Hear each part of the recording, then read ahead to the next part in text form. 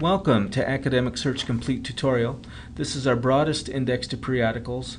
It provides abstracts for 9,000 periodicals and full text to more than 5,000 of these. It covers virtually all academic areas of study, so it's a great way to begin your research here at Miami University. Let's start by clicking in the top field and typing in the term cell phone. And what we'll do is we'll type in the asterisk to search on plural or singular.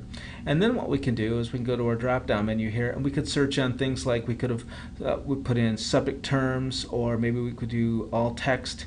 But we're just going to leave it blank so that it'll just have a very broad search for us so we can see what happens.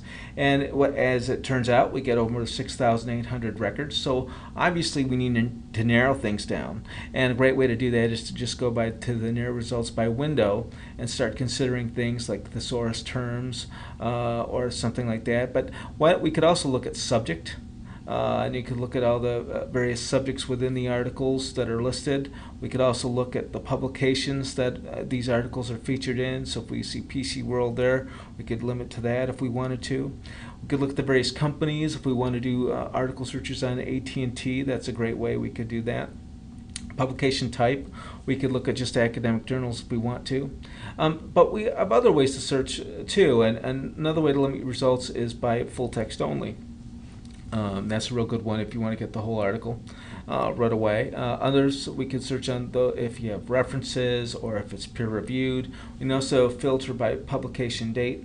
So there's a lot of options out there, and just as an exercise, we'll give it a try. So what we'll do is we'll choose limiting to full text only, and so we can read the articles, and we'll limit by peer review, and we'll take a look at the dates I will say between the year 2000 and 2009. We'll update our results, and when we do, now we only have 11 records to look at, and we'll scroll down and see if there's one that we really like.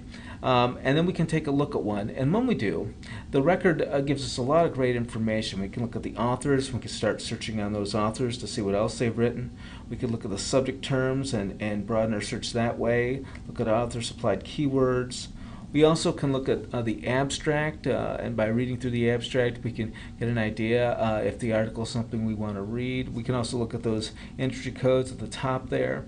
And then if we want, we can scroll up to the top of the record, and that actually provides us with the figures that are in the actual record that we can look at. You can just click on those and they'll expand in size for you to read.